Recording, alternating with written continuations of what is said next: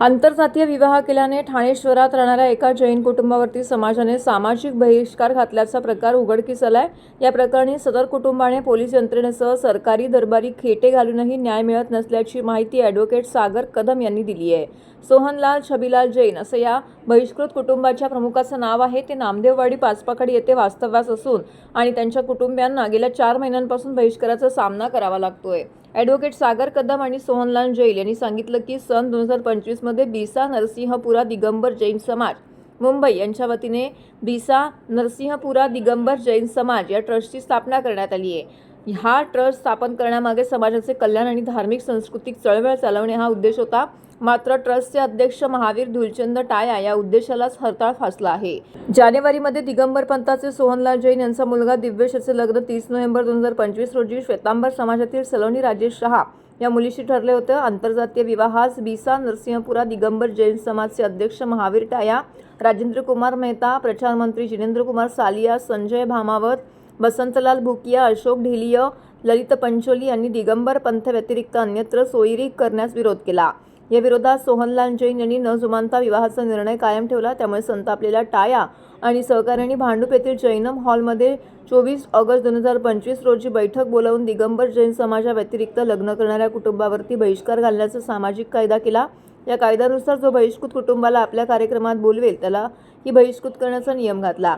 त्यानंतर 16 नोव्हेंबर रोजी झालेल्या बैठकीत सोहनलाल यांच्या घरातील लग्न समारंभास उपस्थित राहणाऱ्या दिगंबर जैन समाजातील नागरिकांना दंड आणि बहिष्काराची शिक्षा भोगावी लागली अशी घोषणा सोहनलाल यांच्या उपस्थितीमध्ये करण्यात आलेली आहे। मूळ गावी सभा बोलावून सोहनलाल आणि त्यांच्या कुटुंबावरती जाहीरपणे सामाजिक बहिष्कार घालण्याची देखील घोषणा करण्यात आली आहे। त्यानंतर समाजाने सोहनलाल जैन यांच्याशी असलेले संबंध तोडले असून गेल्या 4 महिन्यांपासून त्यांना कोणत्याही शुभ अशुभ कार्यामध्ये सहभागी करून घेतलं जात नाही। सामाजिक मेळाव्यात तसेच समाजातील कोणत्याही व्यक्तीशी कौटुंबिक किंवा व्यावसायिक संबंध ठेवण्यास प्रतिबंध करण्यात आलेला आहे। या प्रकरणी सोहनलाल जैन यांनी नौपाडा पोलीस ठाण्यामध्ये लेखी तक्रार देऊनही कोणत्याही प्रकारची कारवाई करण्यात आलेली नसल्याचं ॲडव्होकेट सागर कदम यांनी सांगितलं आहे। सोहनलाल जैन म्हणून नौपाडा येथे राहतात, ठाणे येथे। ते माझ्याकडे आले। ते जैन समाजापैकी व्यक्ती आहेत, ते व्यवसायामध्ये असतात। त्यांच्या संदर्भात एक अशी घटना घडली की त्यांच्या मुलाचं लग्न जे आहे ते जैन समाजामध्येच दुसऱ्या एका कास्टच्या मुलीबरोबर ठरलं 2025ला। तर त्याच्यामध्ये त्यांची जी ट्रस्ट आहे आणि समाजाचे जे मुखिया आहेत, ट्रस्टचं नाव आहे बिसा नरसिंहपुरा जैन समाज ट्रस्ट, मुंबईची आहे ती रजिस्टर। तर तिथले जे चेअरमन आहेत, महामंत्री, जे समाजाचे मोठे मोठे लोक आहेत, त्यांनी त्या सदरच्या लग्नाला विरोध केला की तुम्ही लग्न करू नका वगैरे। पण दोन्ही फॅमिलीचं पसंती असल्यामुळे त्यांनी लग्न करायचं ठरवलं। त्याच्यानंतर त्यांनी फरमान काढला की यांच्या लग्नाला कोणी जाईल तर त्यांना समाजाच्या बाहेर केलं जाईल, यांना समाजाच्या बाहेर केलं जाईल असा फरमान काढला। त्याच्यानंतर तरी सुद्धा यांनी लग्न केलं। लग्नानंतर जे लग्नाला अटेंड केलेले, जे जवळचे होते बिचारे, ज्यांना यायचं होतं, नातेवाईक होते वगैरे, त्यांनी माफी मागायला लावली आणि 11,000 रुपये 15,000 रुपये असे दंड वसूल केले त्यांच्याकडनं, कारण यांनी यांच्या समाजाच्या विरोधात जाऊन मुलाचं लग्न केलं। तर हे जे सर्व प्रकरण आहे याच्या आधी पण हे बऱ्याच या लोक जे आहेत, ट्रस्ट आहे याच्यामधले जे ट्रस्टी आहेत, जे मुख्य आता बसलेले आहेत, या लोकांनी बऱ्याच लोकांबरोबर असं सोशल बायकॉटिंग केलेलं आहे। आणि सोशल बायकॉटिंग ऍक्ट जो आहे, महाराष्ट्र सोशल बायकॉट ऍक्ट 2016, याच्याप्रमाणे हा गुन्हा होतो। त्याला 3 वर्षाची शिक्षा आहे आणि दखलपात्र गुन्हा आहे। तर सदरची याची कल्पना यांना नसल्यामुळे यांना माहीत नव्हतं काय करायचं। हे माझ्याकडे आले, त्याच्यानंतर आम्ही सदरची कंप्लेंट जी आहे, IPCची कलम एक्स्टॉर्शन आणि धमक्या दिलेल्या आहेत यांना, त्या संदर्भात, प्लस सोशल बायकॉट ऍक्ट 2016 प्रमाणे जी 3 वर्षाची शिक्षा आहे त्याच्यामध्ये आम्ही गुन्हा दाखल करण्यासाठी नौपाडा पोलीस स्टेशनला तक्रार केली। परंतु नौपाडा पोलीस स्टेशनने अजूनपर्यंत या सदर प्रकरणाची FIR केलेली नाही आणि त्या लोकांनाही बोलवलं नाही, यांनाही बोलवलं नाही जबाब घेण्यासाठी।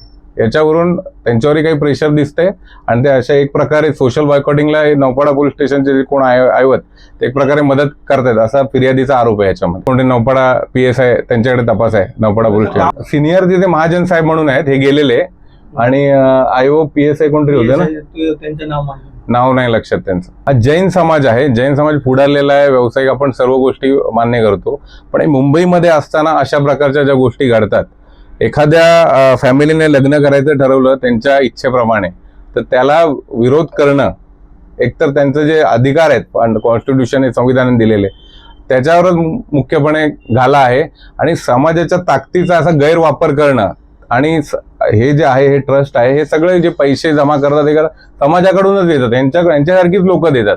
त्यांच्यावर त्याचाच बळाचा वापर करणं आणि प्लस त्यांना एक्स्टॉर्शन म्हणजे धमक्या दिलेल्या आहेत यांच्या नातेवाईकांना, जे लग्न अटेंड केलेत यांच्यासोबत यांना बंदी घेतली, कुठल्याही कार्यक्रमाला यांना बोलवलं नाही. त्याप्रमाणे कुठलेही जी लग्न आहेत समाजाची, नातेवाईकांची वगैरे, बिचारांना जाता नाही आलं त्याच्यामुळे घाबरून, कारण का त्यांनाही दंड लागेल आणि ह्यांनाही हे फाईन लागेल म्हणून. जैन समाजाचे आहेत पण त्याच्यामध्ये सुद्धा वेगवेगळे पार्ट आहेत, याची माहिती हे देते. एक श्वेतांबर जैन है, मुलगी श्वेतांबर जैन है और हम दिगंबर जैन है.